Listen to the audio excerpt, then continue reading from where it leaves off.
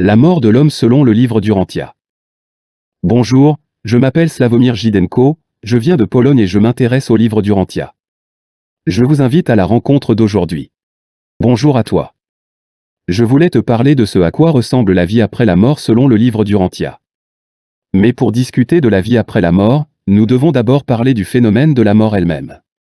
La mort est décrite dans le livre d'Urantia, notamment dans le document 112. J'ai choisi un extrait du document 112, chapitre 3, précisément le verset 112.3.1. Écoutez la citation. Les Urantiens ne reconnaissent, en général, qu'une seule sorte de mort, la cessation physique des énergies vitales, mais, en ce qui concerne la survie de la personnalité, il y a en réalité trois espèces de morts. Il existe donc trois types de morts. Le premier type de mort est la mort spirituelle. Voici le verset 112.3.2. Merci d'écouter. 1. La mort spirituelle de l'âme. Si un mortel rejette la survie et quand il l'a rejetée définitivement, quand il a été déclaré spirituellement insolvable et morontiellement en faillite suivant l'opinion conjointe de l'ajusteur et du séraphin survivant, quand un tel avis coordonné a été enregistré sur Uversa, et après que les censeurs et leurs associés réflectifs ont vérifié ces conclusions, les dirigeants d'Orvonton ordonnent la libération immédiate du moniteur intérieur. Cependant, cette libération de l'ajusteur n'affecte en aucune manière les devoirs du séraphin personnel ou collectif qui s'occupe de cet individu abandonné par l'ajusteur. Cette sorte de mort a une signification définitive, indépendante des énergies vivantes qui peuvent continuer temporairement à animer les mécanismes physiques et mentaux. Du point de vue cosmique, l'intéressé est déjà mort. La continuation de la vie dénote simplement la persistance de la force vive matérielle des énergies cosmiques. Pour comprendre ce que signifie ce verset, il est nécessaire d'expliquer certains termes inconnus. Morontiellement est un terme désignant la forme intermédiaire entre la vie matérielle et la vie spirituelle.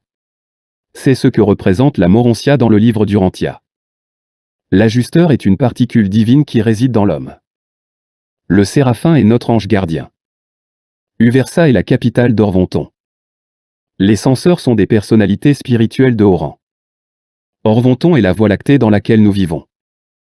Le moniteur est la même chose que l'ajusteur, c'est-à-dire la particule divine résidant dans l'homme. Écoutons ce passage, maintenant que nous comprenons les termes. 1. La mort spirituelle de l'âme.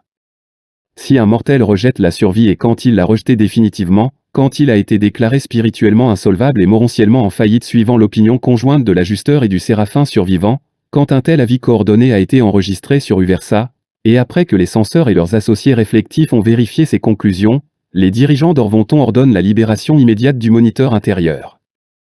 Cependant, cette libération de l'ajusteur n'affecte en aucune manière les devoirs du séraphin personnel ou collectif qui s'occupe de cet individu abandonné par l'ajusteur. Cette sorte de mort a une signification définitive, indépendante des énergies vivantes qui peuvent continuer temporairement à animer les mécanismes physiques et mentaux. Du point de vue cosmique, l'intéressé est déjà mort. La continuation de la vie dénote simplement la persistance de la force vive matérielle des énergies cosmiques. Alors, de quoi s'agit-il ici? L'homme vit et prend certaines décisions, et ces décisions ont des conséquences spirituelles. Les mauvaises décisions entraînent de mauvaises conséquences. Le livre d'Urantia parle également de la notion de bien et de mal, c'est-à-dire du péché. Le péché a plusieurs degrés. Si un homme décide finalement qu'il veut être mauvais, il s'élimine lui-même.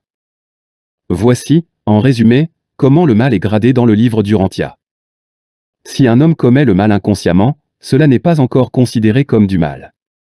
Si un homme commet le mal, mais en a un problème moral, c'est déjà un degré de mal plus élevé. Et si un homme commet le mal, est conscient que c'est mal et choisit d'être ainsi, c'est-à-dire qu'il décide d'être un homme mauvais, c'est le pire degré de mal, et cet homme est alors éliminé de la possibilité d'une évolution spirituelle ultérieure. C'est ce qu'on appelle la mort spirituelle. C'est précisément ce type de mort qui est décrit ici. Nous avons donc une personne qui, spirituellement, est déjà morte, même si physiquement, elle est indiscernable des autres. On peut aussi, de manière familière, appeler une personne mauvaise un homme sans âme. On ne sait pas si, intuitivement, les gens en sont venus à cette conclusion que quelqu'un peut être sans âme, ou si c'est juste une expression.